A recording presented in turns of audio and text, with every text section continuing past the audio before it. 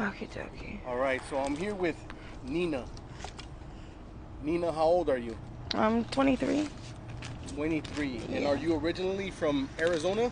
No, I'm not. I was born and raised in San Francisco, California. San Francisco, California. Yeah. And what brings you out here? I moved out here like a while ago, like 9 years ago, to live with my grandparents and stuff. So, because my mom, she couldn't handle, raising a child by herself. As a single mom, it was pretty hard on her, I guess. Because she had me when she was 17 years old. So, I guess not everybody's as strong as others. Can't handle it. Things like other people can. But it's okay. I had a good childhood growing up. My grandparents did everything they could to make me happy, and I don't, I don't, regret anything that I did, or take anything for granted that they did for me. They actually gave me a really good childhood. I was a very spoiled child. I lived really good. We always had a nice house. I lived in a house growing up, not an apartment or anything else like that. In a big house, with a pool, everything. I was a very happy kid. I grew up very happy, so life was good back then, but, didn't stay that way forever. And are you homeless right now? Unfortunately, yeah, I am. I'm homeless right now. How did you end up homeless? Man, my grandfather had gotten cancer. He had gotten esophagus cancer. He had gotten esophagus cancer about 3.5 years ago, and paying for all his treatments and all his necessities that he needed when he was home and stuff. It was very expensive, and it was really hard for my grandma to pay for everything. So, I helped her pay as much as I could. Everything that I could afford to give her, I gave her. So, after a while, money runs low, and fucking we couldn't afford to pay for rent anymore, and we ended up losing our house. So when we lost our house, we were living in and out of different hotels and stuff like that, and that gets really expensive, super super expensive. Like I had a lot of money in my savings account from growing up, from like birthdays and Christmas and fucking working and shit. But after a while, like all that shit, it dried up. I spent it all. I even had my own car, and somebody had stolen my grandmother's car when we were staying in a motel. And it was like Northern in the I-17 over there at the La Quinta over there. Somebody stole my grandmother's car. So I ended up giving my grandma my car so she didn't have to walk anywhere or take the bus. And it got really stressful being in a room with all three of us together in a small little room. And so I get really bad anxiety, in small spaces. And I ended up, leaving the hotel where they were staying at and going across the freeway, just on the other side, and getting my own room. And I was able to pay for it for a while. It was easy for me to keep my own room by myself. For like $50 a day was, that ain't shit, when you have a job. But I started smoking these pills, and like very soon after I started smoking these pills, my money started, diminishing very quickly, and I wasn't able to pay for my room by myself anymore. So I started, asking people if they wanted to, split a room, and that's not the smartest thing because people aren't just too trustworthy out here, And I didn't know nobody over here because I didn't grow up on this side, or anything. So I don't really know too many people on this side of town at all. When I first started staying over here, so I was staying with complete strangers and people. they're very convincing. So people steal your stuff, and then you end up with nothing at the end of the day.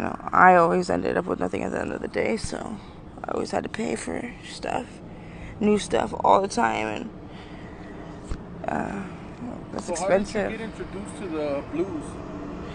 To the pills? Well, before I became homeless, I used to smoke heroin. I used to smoke a lot of heroin, and I ended up getting on methadone. And I was taking methadone, and I was still on methadone when we lost our house. And I was doing good. I was on methadone for almost a year, and I was doing really good. Like I said, I had a job and everything, and I was doing a great job. I thought I was very proud of myself. But when I moved out of my grandparents' hotel room and I moved into that hotel where I was staying at, I think it's called the Phoenix Inn, and it was a very big hotspot for the pills, to the blues, and I don't know, I just got curious. Literally everybody smokes those pills over there. Like everywhere you turn, every corner you turn, there's somebody smoking a pill. And I just wanted to try it. It sounds stupid, but I wanted to try hit the smoking one, and I tried it, and I liked it, and I thought I was strong enough to be able to, just smoke every now and then, because I was on the methadone, and I thought I would be able to, handle it and control myself, but I couldn't. Like I said, I liked it, and I really liked it, so I ended up just stopped taking my methadone, and I just kept smoking the pills, and after a while, every check I got went to pills instead of necessities, and I lost like everything basically. I had already gave my grandmother my car, so I didn't have a car as a backup place to sleep or anything. And I didn't know nobody, so I didn't have no friends, houses I could stay at, or anybody that I could trust to stay at their house for the night, or anything. So I ended up out here.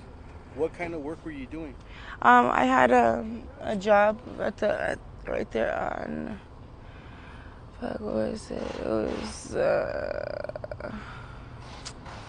19th Avenue and Bell Road. I was working at this place. It was a food place called Upper Crust Pizza. So I had a job for a while, for like almost 2 years. And I was doing really well over there. I got paid really good. I think I made more money in tips than I did in my paycheck, So that's what I was doing for a while. I worked as a waitress, over there, and I liked my job a lot. So after a while, the pills they take control of your life, they make you think differently, and your priorities, disappear. And what about your grandma? Do you still have her out here? Yeah, I do. I have my grandma still lives here in Arizona. Ooh, careful. But my communication with my grandmother is not there. Honestly, it's not there no more.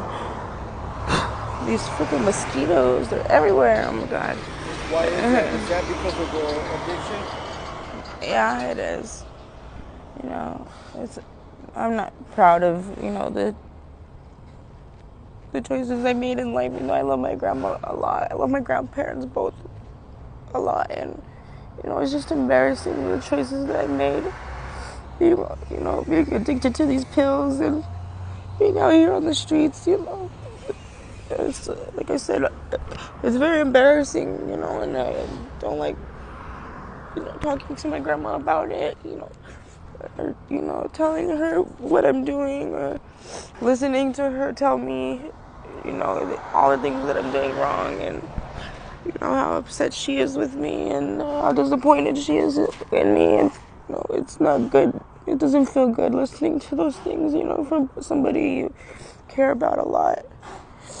So I just said, don't talk to her no more, even though I want to talk to her every day. I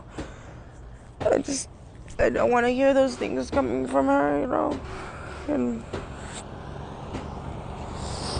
I don't know. But does she know about your current situation right now, that you're out here homeless? Oh yeah, she does. But, you know, at the same time, I'm a grown up, you know, I'm 23 years old. You know, it should be, she knows that I'm very capable of taking care of myself and, you know, getting a job and taking care of my priorities and everything, you know. So she's hard on me. She's very hard on me with that kind of stuff. So she doesn't really help me out too much because she knows that I can do it on my own, you know. And I don't like asking her for money because of her situation of us not having a home, you know, and her still living in a weekly hotel, you know, and not her in her own space and not in her own home, you know. So I don't ask her for anything. I used to. Still at a hotel? She's not in a hotel necessarily. It's like a weekly, like, you know, like a single suites kind of deal. Like it's like looks like an apartment basically, but it's I don't know what it's called, the Budget Inn. It's like one of those nicer, you know, upgraded budget inns or budget suites. That's what it's called, budget suites. Do you have any siblings? I do. I have brothers and sisters, but they're all younger than me, like way younger than me. You know. Are they with grandma? No, they're with my mom. Me and my mom. My mom she never raised me. I never lived with her at all. You know, I've always lived with my grandparents or aunts and uncles growing up my whole life. You know, after I was 4 years old, my mom she gave me up. So, and me and her, we don't get along at all. Unfortunately, as much as I've tried to talk to her, to have a relationship with her, you know, it's hard. You know, she's just very mean. She's a very mean person. You know, I would love to have a relationship with my mom, but you know, I'm a very sensitive person, so I don't like listening to people call me names and talk down on me. You know, it doesn't feel good when people tell you that you're this and that you're that. You know, it sucks. So I just avoid her at all costs, unfortunately, because when I do that, you know, I don't get to see my little brother, my little sister at all. So, because they live with her, and you know, I love them so much. They're so, you know, they're very cute. They're very smart, and they make me feel good. You know, they make me smile. But you know, yeah, it sucks. Like I said, I can't talk to them because they stay with her, and we don't get along. So it makes me very depressed, you know, knowing that I can't see them or talk to them or call them on the phone or nothing. But so it's whatever. Have you ever tried professional help? Yes, I have. I've tried detox. I've tried rehab facilities. You know, all kinds of stuff. You know, I'm just like I'm a very hard-headed person. I don't like listening to people tell me what to do. You know. So, and I like to do things my own way, but I don't know. Lately, I've been thinking that it's time to, you know, just to go into detox or go to rehab, like an actual rehab facility that I can get like really good help at for like, you know, those 3-month programs. Or 6-month programs or whatever. You know, I don't want to go somewhere where I'm there for a week and then I leave and, you know, I'm fully detoxed and that's it. You know, I just detox and I have the pills out of my system and that's it. And then I'm back out here on the streets and, you know, I'm still homeless. So I'm still, you know, without anything, without a place to stay. You know, I still want to smoke pills. You know, I don't think detox doesn't really help too much. It just, like I said, gets the pills out of your system, and then you're still out here with nothing. So, but I don't like change too much. You know, I don't like different. What's it called? I don't know how to explain what I'm trying to say. You know, what would you say to the younger generation if they're thinking about trying? Don't do it. It's not smart, you know. The blues, they're just drugs are not worth it at all, you know. It's people. It makes you feel good, and you know they make you feel really good. But like that's it. That's all they do. They make you feel good. You get high, and then after you get high, you don't got no more. And you feel like shit, and you don't got no money to get any good luck, you know. with the sickness, because that shit sucks. And like I said, it's just not fucking worth it. That shit takes everything from you. It strips you of like everything good in your life, I wouldn't do it. I just don't smoke the pills. The blues are evil. Save your money and do something better with your life. That's all. If one of your loved ones gets to see this interview, what would you like to tell them?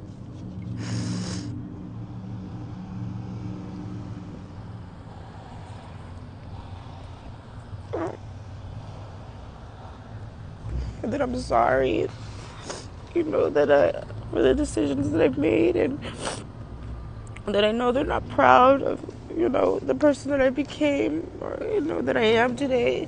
And I wish that I never started smoking these pills.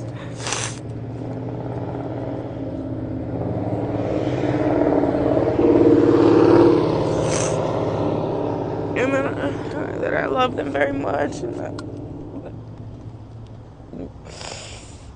I'm going to try my best. I don't know when, but eventually, I'm going to get better. And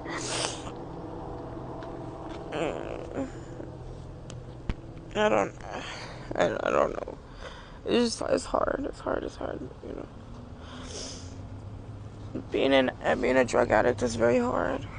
So it's it takes a lot out of you. Well, it's never too late to change, Nina. Never too late. All right, Nina, thank you for the interview. And are you okay with me using this on my YouTube channel? Yeah, go ahead. I don't mind. It's okay. Thank you. Thank you. I appreciate it. No problem. Thank you.